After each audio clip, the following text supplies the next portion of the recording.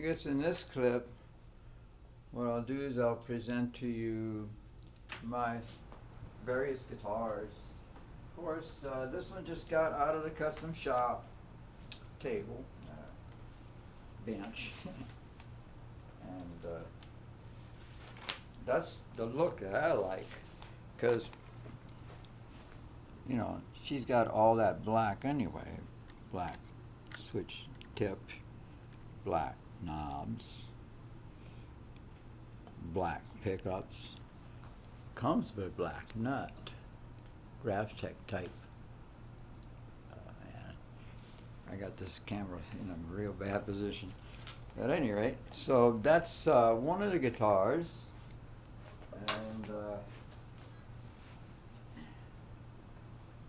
that one is Emily, the PRS girl.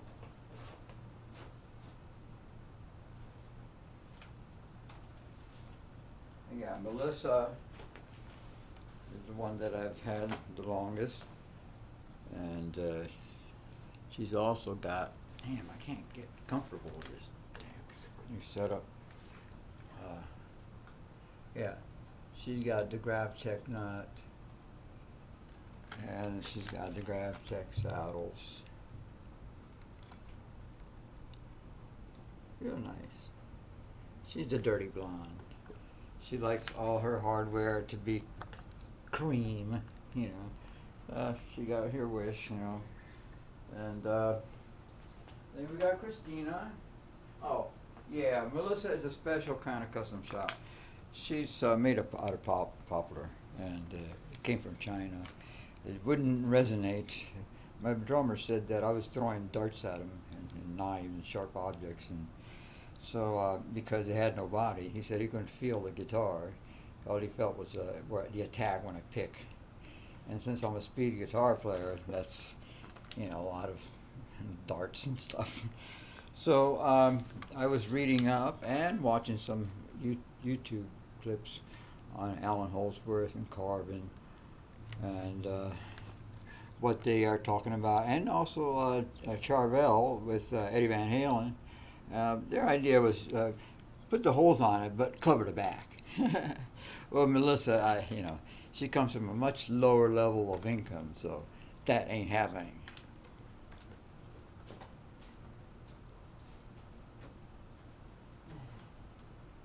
And we have Christina, which is the one that came to me with a bunch of sharp edges, like knives, stilettos, I guess. And but she's got the bridge saddle, and she comes with Alan Holdsworth. Well, I installed it from an old guitar I had. It was a PV Forenza, and it was 4.5 pounds of basswood. Quite not enough, because my Les Paul looking one is 10 pounds of basswood. And all the way, she's got the Gravtech nut.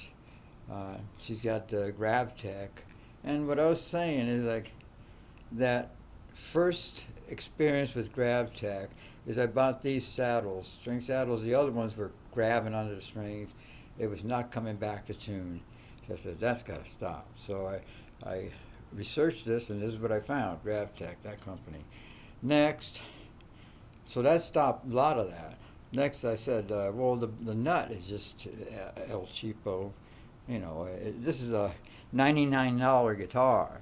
It had no fret job done on it. It was just cut to size and put on, slapped on, and then put in the cart to Guitar Center. When Guitar Center got it, it was like, yay!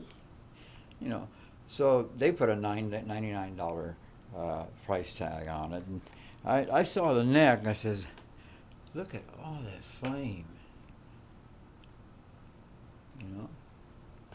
So it's a flame maple neck, and that's the reason I bought Christina. So she inherited from Allison, the church-going guitar, the basswood one, these pickups, because that guitar had 3 pickups too, 1 humbucker and 2 single coil. So what I found out about Gravtech is that I thought, well, if those bridge saddles are so good, then the nut would improve everything, you know. So they said it improves resonance and stuff like that. So I thought, wow, that'd be good for Melissa, you know. Christina, rather. Christina's the one we're talking about because that Christina has got that flame maple neck, and I thought it would be real spanky and twangy and that kind of thing, and it is, you know. So that's the second experience with the nut, was that it was more stable, returned to the right pitch sooner, you know, instead of grabbing onto it with the white nut that it was on there. The grab tech is much better. So I thought, wow, if that's done that much for improving the playability and the tone, what would it be if I had the bridge saddles? So that's why I installed them. And it got rid of that 2,000 cycles per second, or 2,000 hertz, 2K hertz, something like that, peak that metal to metal creates. That's why those old Fender bridges and Wilkinson and all that have this nastiness about them. It's kind of hard to control that. It just pokes through, you know. So those are the three vibrato sisters. Three vibrato sisters.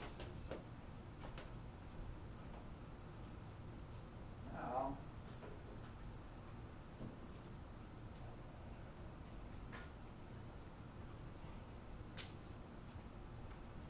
what's happening with Jenifer is like, oh, but you never include me in the show. She's included in the show. She's the only one that has a 1/4-inch Alnico. Yeah? A 1/4-inch.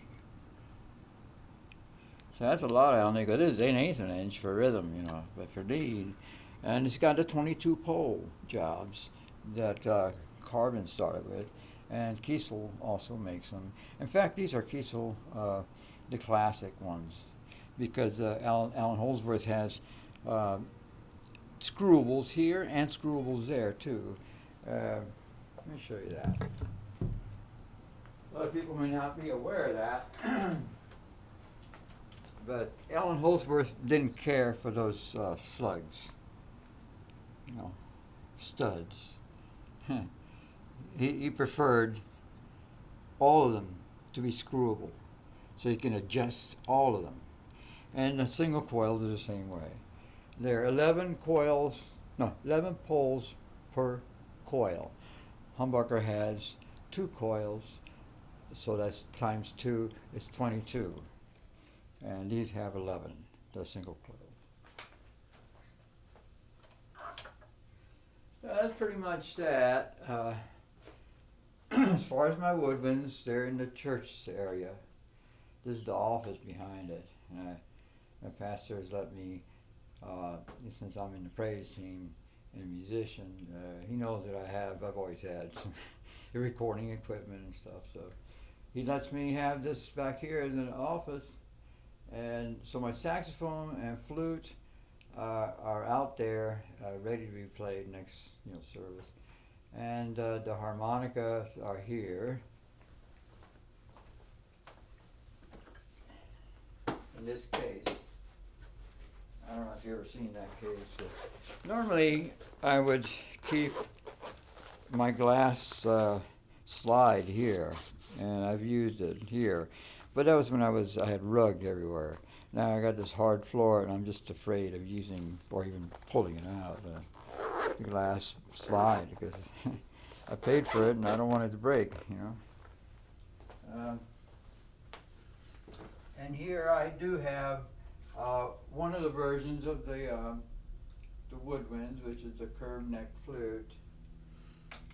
So I have the recorders in this particular bag, and my shakers and guido and stuff like that. Another spare harmonica, which is in D, to play in D. It's actually, let me find out what it is, because it might be stamped a fifth above. I just want to see what it is. And where does it say? it should say, there it is. It's a G harp, and it plays G, A, B, C, D. Plays in D. So it's a low harp. It's low sounding.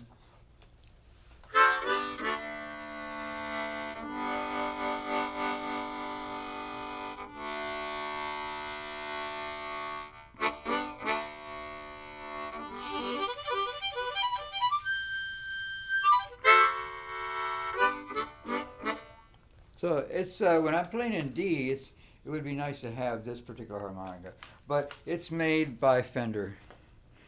It's not one of the blues harps. It's called Blues Deluxe. I ordered a blues harp, and this is what came. This Fender stamped on there. Now, Fender is known for guitars, not harmonicas. So the Hohner harmonicas are way better. And it's wood. These are plastic. So the resonance on it's not that good. So these, I have two recorders, and they're in the separate sleeves. And because sometimes I'm playing a recorder and a kid comes up and says, "Oh, you know, how do you play that?" And I say, "Well, I got an extra one here. Play this one." And I can teach them. It's a lot of fun to make some melody out of an instrument. When I turned 7, that's when I got that recorder. Well, it was 10 cents back then. Now they are $9 each. As far as the percussion, it's very, quite a few things. I just have my mom's bongos, which I don't play too much anymore because the rims are metal, and I got my knuckles hit a couple times. So I've been mainly using a cajoncito. I say cajoncito because it's small, but the one I had in New Hampshire was like that, and I set up higher, and it had a deeper sound. This is deep enough, and I've played with it outside even with a friend of mine. He can play up to 5 congas at the same time. He's got this circular pattern that's incredible. So, and he's in a wheelchair. He's paralyzed from the waist down, basically. He got shot in the back in the middle of the spine, and it severed it. Anyway, but to have fun with him, he should enjoy his life. So I like to jam with people like that are handicapped in some kind of way, because that is the highlight of their day. And I like to be that kind of way, nurturing. The only thing I haven't done is video it because it's out front of the church, and I'm not too sure about doing it on a sidewalk, but that's where we play at. And his name is Brandon. Hopefully we'll jam some more, and I'll find a place to set up. He probably knows the place. He was talking about a place. It's like a garage-like type thing. So we'll probably just I could take a couple cameras, and that's all you need, really. And my cajoncito and the little bag with the shakers in there. As far as the tambourine, I also take that, and a triangle. And that's the kind of jams it is. That kind of jam's loose. Sometimes he's going out there with the congas. He's got it going. Everybody's watching him and stuff. And I come out with the harmonica and blow on it for a while. And then I go back into church. Come out with a flute. Or I might come out with a recorder and play it, jamming around with him. Then I'll whip out the saxophone. And that's what draws a lot of attention because it's so loud. Then after that kind of thing, I just resort to a lot of percussion. I'm getting real good on the mindle here, the cajoncito, and so I like it. I like just sitting down, and when I hit something, there's no edge there. There's no chrome, like the bongos. Oh man, my poor knuckle. Right hand for some reason. Probably had my accents and stuff.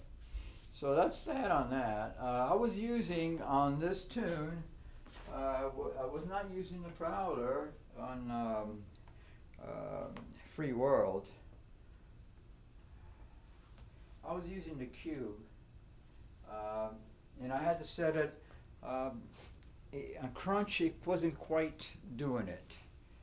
So there's two levels. Yeah, a Marshall. It's like putting a Marshall on 5 for the crunch. Well, let's say if it goes to 11, sometimes it's like more like 5.5. You know, you find the halfway point, and the crunch tones are around there. But when I got to do this song, it's more syrupy the way it responds to your pick attack. So I found that the red one was better. It's like the Marshall on 11 instead of 5.5. So you know, and those particular settings were gotten through by Roland Cube's internet app, and you can change that. I did have one of those radical R fires or rectifiers. They call it R fire, FIER, but it's short for rectifier, and that was kind of rude. So I decided to just stay with the Marshall stack sounding kind of thing. You know, it sounds good enough to me. God bless everyone.